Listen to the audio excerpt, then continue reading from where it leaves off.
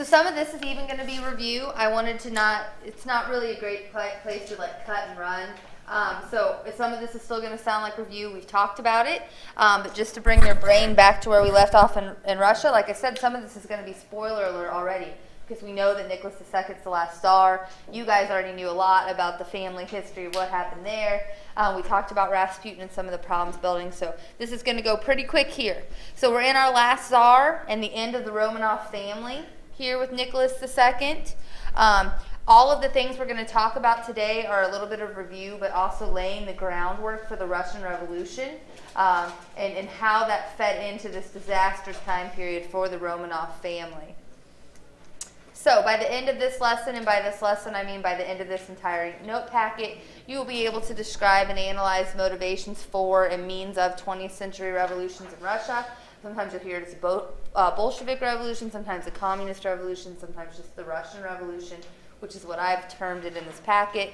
You're going to be able to identify some key leaders, such we're starting with Nicholas II. Very quickly we'll get into Lenin, Trotsky, Stalin, Khrushchev, and Gorbachev. You'll see all these names coming up. You'll be able to compare and contrast how leaders use methods of political control to achieve their goals, and then the legacy of the Russian Revolution into the 21st century. So those are just some overarching what you'll be able to do. So the Russian backstory, 19th to early 20th century, we have already talked about a lot of this. We saw that Russia lost the Crimean War in 1850s. We left off there quite a time ago, but just to bring you back, so 1853 to 1856, we saw Russia lose there. Remember, this is where that humiliation starts. It's like, oh, we really are behind. What do they do because of the Crimean War? What do they return home to do? Industrialized railroads. Okay, so that has significant impact on Russia. Then we saw Alexander II, and he had emancipated the serfs in 1861. Remember, he's all like, I'm going to make the biggest change, the most reform in Russian history. And what's he getting gratitude for that? Yeah, grenade snowballs. I mean, you can't, not too much of thanks. We're going to see the Romanovs get much more reactionary after this point. So all of that is reviews. We saw the creation of the Mers, which were, you know, the collective where they're all living together. That's what this picture is of here. So the serfs, we said, yeah, in theory, it sounded like this great thing, but they weren't getting really that much. Then we have our peasants are still dissatisfied because they aren't getting everything they want. The reforms don't go that far. So keeping that in mind, our peasant class, you might want to write out our peasant class is going to be the upset class. When we're thinking about communism and communist revolutions, who did Marx say was going to stir up all the trouble? The workers of the world. Thank you, Nicole. The workers of the world would stir up the trouble. Okay, the peasant class wasn't the expectation. Like Marx would have said that a communist revolution wouldn't happen in Russia. It needed to be somewhere industrialized like Germany. We're going to see that Lenin finds that that's not to be so, that it can happen with the peasants. So we still have a very small working class in Russia. Where you're picking up here with number one is the Russo-Japanese War of 1904 to 1905. Remember, the Russians had started to turn their attention towards Japan as Japan crept into Korea. And they're like, whoa, whoa, whoa, you're creeping too far west for us. They go to war with Japan. No, who do you guys remember who won this war? The Japanese, okay? And so the Russians are again humiliated. This starts some problems. Remember we talked about they're going to start looking at themselves as kind of humiliating for the Romanov dynasty. This is the beginning of negative attitudes that create the condition that lead to the Russian Revolution. It's just like, man, we are not doing well. And so this is where Russia's going to turn its attention to the west. What's to the west of Russia? What are they fighting over where we left off? Sorry. Europe, the Balkan region, okay? They're going to turn their attention towards the west, which is the Balkans. They're going to accept Japanese control of Korea. But before World War II, we see Russia turns its head completely around, and it's going to face the Balkans and going to want to come in there with that nationalism. They're going to say, our Slavic brothers, Serbians, we are your big brother. And that's why Russia's going to get involved in World War I, because they come to the aid of whom? Serbia, okay? So, yeah, like when we, yeah, is it too?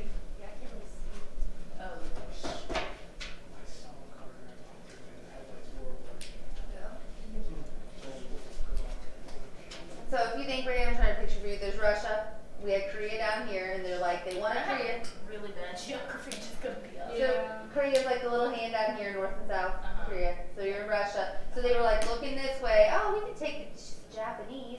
We'll go to Korea and we're gonna fight. Yee, not so much back. And so now they're gonna turn their head to the west, to the Black Sea area, the Crimea, right above the Mediterranean. Remember they want that warm water port. Okay. Yeah. So we're like, they're like, oh, yeet. Why is it called the Balkans? The Balkan because of the mountain range. Is there an Asian history? Is there an Asian history? Not. I don't think at this school, but in college that's definitely an option. Like the history of China and the history. Russian history. I took a whole Russian history course in grad school. It's probably just as interesting. And so we have our attention thrown. The Russians get humiliated. There starts to build negative feelings by the Russians toward their rulers because they're not doing very well. And so then we're going to get up to the revolution of 1905 today, but we have to throw another piece in there because Russia turned its attention to the Balkans. We're going to see that they have what kind of showing in World War I? Yeah, a really kind of dismal showing in World War I. They're going to lose the most casualties, plus they're going to lose 15 million more in the Russian Revolution. So pretty dismal showing in World War I is going to lead us to the Revolution of 1905. And so what begins to happen is that liberalism has gradually grown in certain segments of the Russian population over the previous 50 years. And so now, and put a small here, a small professional middle class emerged due to increased educational opportunities, increased government jobs, and industrial development. And so we don't have liberalism off the chain like we did in Europe. It's growing very slowly. We don't have a bunch of radical liberals, but we do have a little bit of it creeping in at this time period. Liberals are also going to include some nobles and some leaders of the Zemstvos. Okay? And at this time, you might want to just write out to the side of the Revolution of 1905, you have a dissatisfaction by a lot of people. Not just one group of people, not just the peasants, but pretty much every group of people in Russia at this time has something to be dissatisfied with. Okay, so growing dissatisfaction, poor economy, and the strains of war. Who does war always impact the most, though? The poor people, the peasants, okay? So we're going to see the strains of war on the peasants are going to lead the growing urban proletariat and the middle class to demand reforms. Some reforms are going to include the reduction of the workday in 1897 and a factory insurance law in 1903. And so we have people really calling for change. And this is where we get, this is all review for us, this is where we get Bloody Sunday. Does anybody remember what kind of march these Bloody Sunday people were having? Peaceful. They're singing hymns, they're carrying crosses and Bibles. They're led by Father Gapon, G-A-P-O-N, who is... The cops come in and Yeah. They're like, oh, we're just going to march. It's on a Sunday. He's a union leader, but he's also a priest. They're singing holy songs. They're carrying crosses and Bibles. Children with them. And they didn't know that the Tsar was gone. They just wanted to show up. They were going to peacefully protest, if you can even call that a protest, singing Kumbaya and walking. So the guards are there, left to guard the palace, and the Tsar has been gone for 2 weeks. They opened fire upon this group of peaceful protesters, and of the 200,000 people that were peacefully marching, 300 will be killed and 1,000 will be wounded. Okay, so out of 200,000, we're not talking like they mowed everybody down, but it definitely was not a good reaction by the military. So we see the army trying to protect the palace. Out of this mowing down of a very peaceful demonstration, we're going to see mutiny.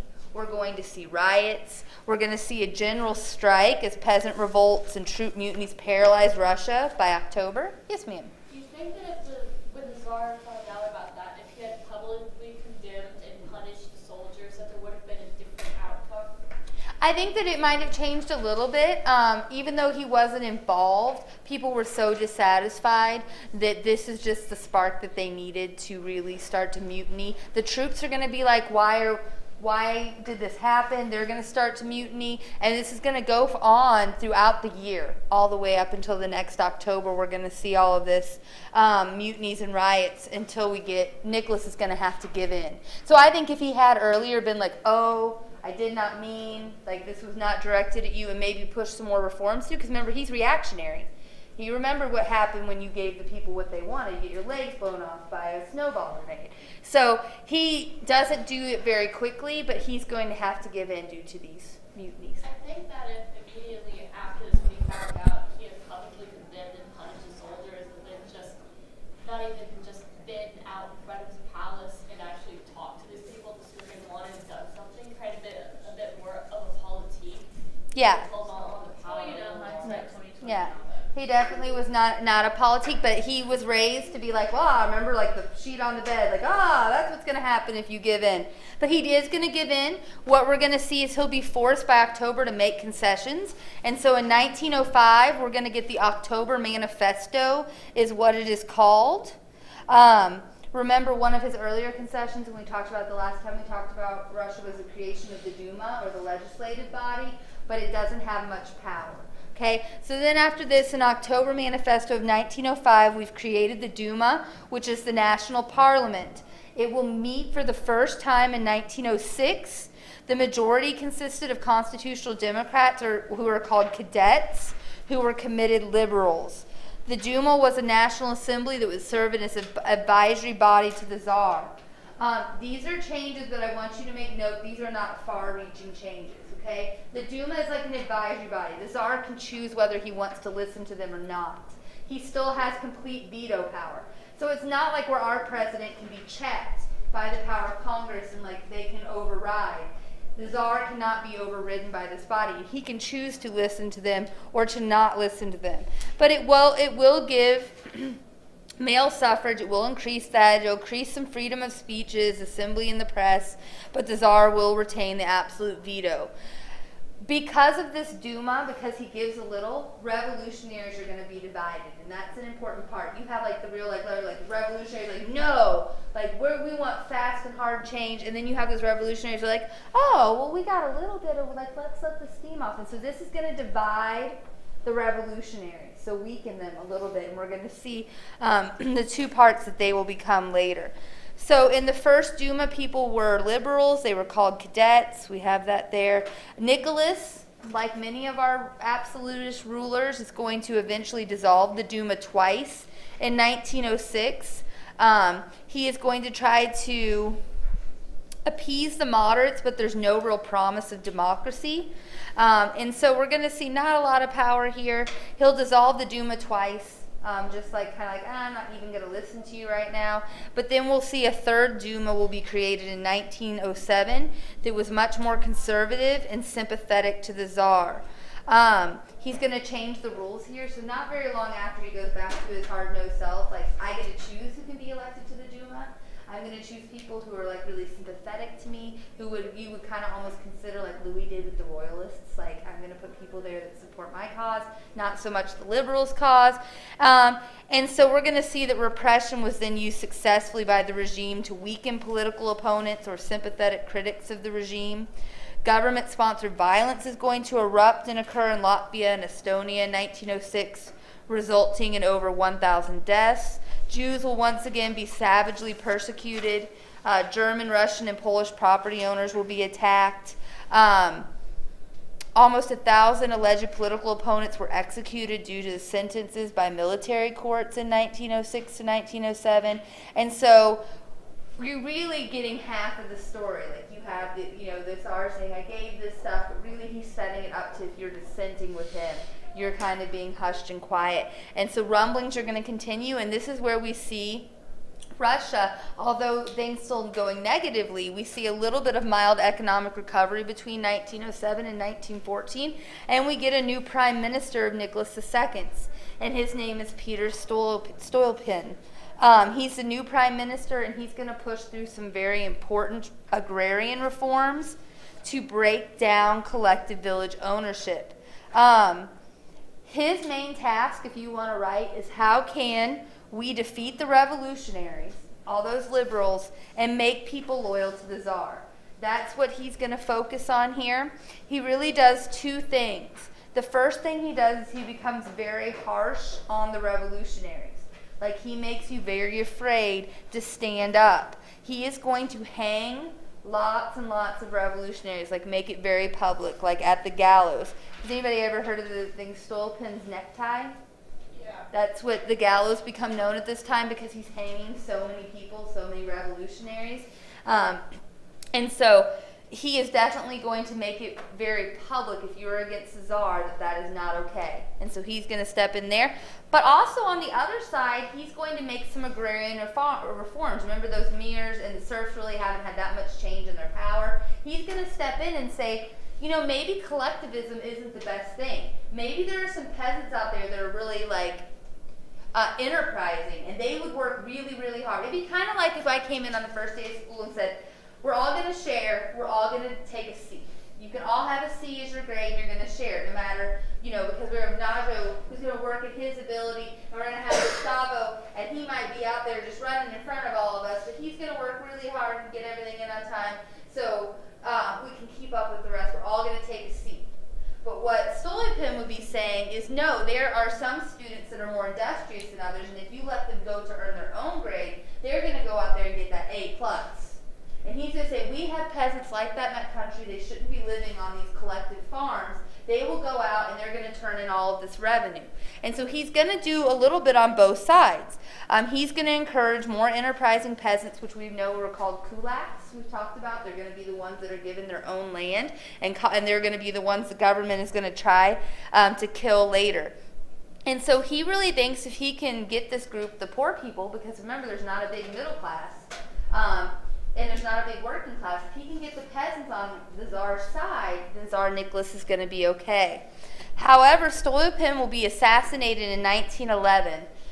Perhaps you'd think it would be the revolutionaries, but most that we can see, sorry, I forgot to click. For what we can most see is that it was probably the nobles who saw him as too liberal, or as giving too many things away to our peasant class. And so we're going to see his assassination. And then between 1911 and 1914, many industrial strikes and peasant violence will occur as dissatisfaction with the Tsar's regime. And Russia's poor showing in World War I is going to directly lead to the Russian Revolution. Okay, you can kind of put a star here. The poor performance in World War I is like, you ever heard of like the straw that broke the camel's back? That's really going to be what pushes. Now, when we talked about World War I, we know Russia pulls out because of the Russian revolutions, but it really goes together, okay?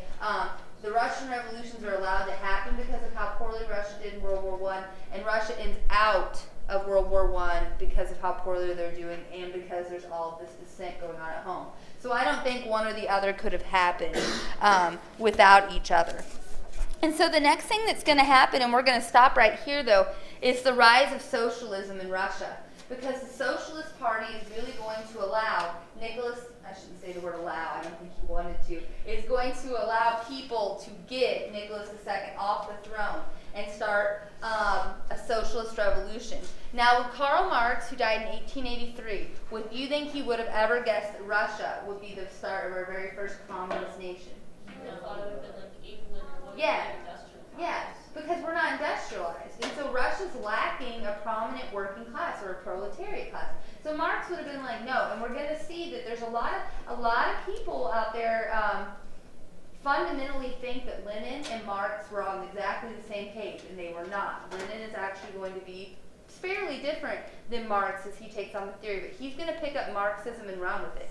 And what he's going to say is all you need is an educated small group of people who want socialism, and it can happen. And so we're going to follow the rise of Lenin, the fall of Nicholas II, into Wednesday. So we'll be spending our whole time there finishing 9.2 on Wednesday. Any questions about our little bit of review today and easing back into Russia before we get into our video? All right, I'll hit stop record here.